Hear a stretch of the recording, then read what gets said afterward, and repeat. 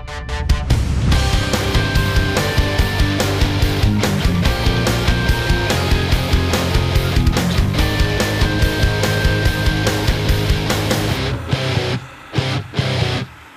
evening and welcome to 9 at Night.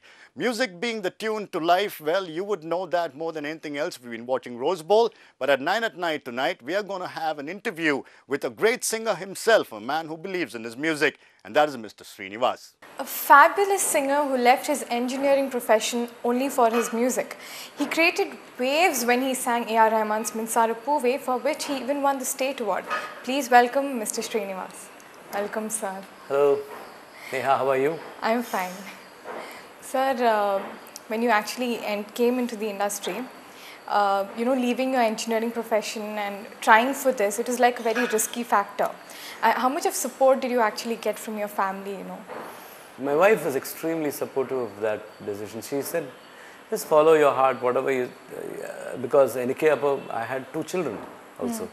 So it was a very, very tough decision to take. But when I spent about 2 years in Rahman's studio, looking at how he works and the whole ambience, ambience or ambiance or whatever you call it, the whole thing, it charged me so much that I said that money is not the issue in life. Money will come if it has to. So music was definitely the driving force in my life, and though it took me a long, long time to make the complete switch over from some other profession to this. And also you had sung for a Tamil pop album, Parvai, I think before singing for movies, or? No, that was after. After I started singing for Rahman only, I started getting, I started my career in 94. My first break, 93, 94, 94 was when I got my first break with Nammavar. Surgam Yanbadu Namakku. That was with Mahesh. Though primarily I had shifted from Coimbatore to Chennai for me after I met Rahman and I wanted to sing for him. So, but my first solo break came with Mahesh, and then with Vidyasagar for some Telugu movies. Those were not big budgeted movies like what he's doing now. Those days he was a struggling composer. And then Rahman gave me the big breaks. That was from 96. Ooh La La La was my big first one. So that is 96. And then he gave me quite lots of songs, and my association with him continues still. So. And when you were singing Uire for Dil Se's Tamil version, usually when such movies are dubbed into Tamil, those songs don't really get noticed much. I mean, the Hindi ones have more notice, but did you ever expect this to be such a huge hit? Okay, did you expect it to be such a big hit? Of course, because at that point of time, whatever Rahman did in any language, even if you had done one in Marathi, it would have become a hit, because anything dubbed into any language of Rahman is a hit. It used to be such a big hit. It was those times. So, hit or flop aside, I had done the track for Satrangi. So, I had done the track for Satrangi and Ajnabi. So, he liked both. In fact, Ajnabi, he wanted to retain it. After Udit sang also, he said, well, please come back to the studio and sing it again, because somehow he liked the feel of what I had sung. But I guess there are so many other factors playing in a big Hindi Shah Rukh Khan film that ultimately you need big names also there. At that point of time, I was nobody. Even now I don't know what I am, but still at that point of time I was a raw newcomer. So there was no way I could make that grade. But he said that Satrangi really opened his mind, and he said, the Tamil version and the Telugu version you must do, he said. So that's how I did the Tamil version, and I really had a ball. It's a very Sufi kind of song. You must hear the way Rahman had done the scratch, and that was unbelievable. So you can never replicate that feel, because that's true liberation, the way he sang the track, the tune, without words. So it was awesome. Can you please sing 2 lines of that song? Actually, the Rahman had just drummed on guitar and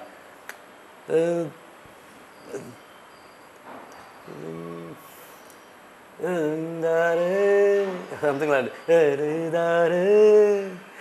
Mast mast mast mast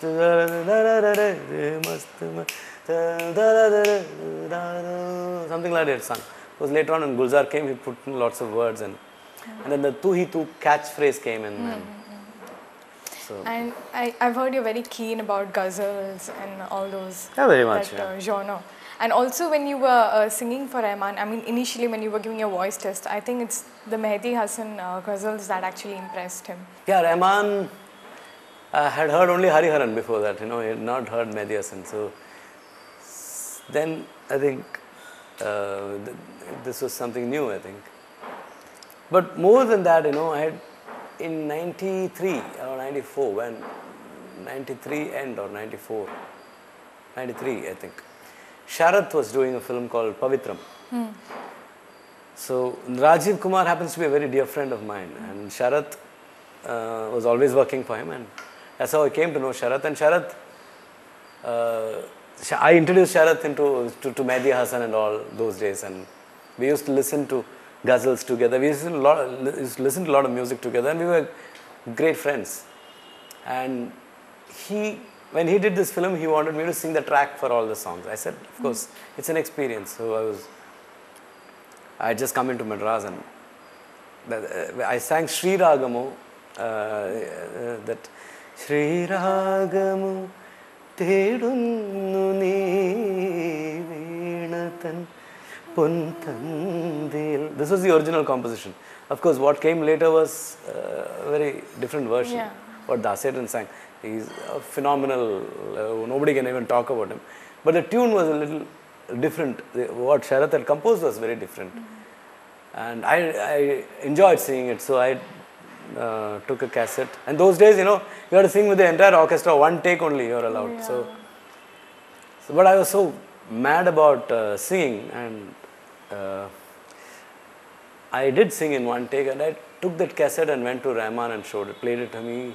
So he was completely bowled by the composition, by the arrangements and everything. So he liked my singing too. So that's how he started looking at me in a different way. So Rahman started seriously looking at me only after I played him Sri Ragamu. So, but can you sing for us a ghazal or something? Just 2 lines.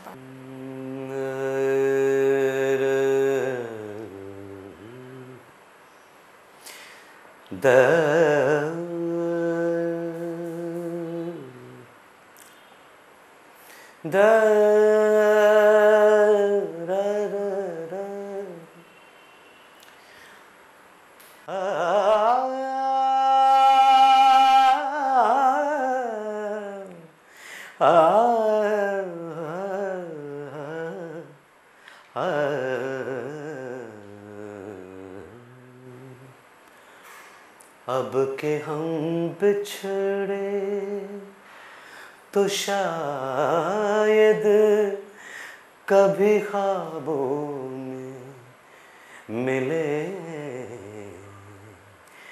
जिस तरह सूखे हुए फूल किताबों में मिले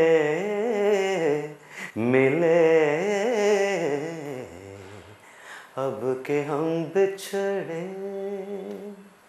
Thank you so much.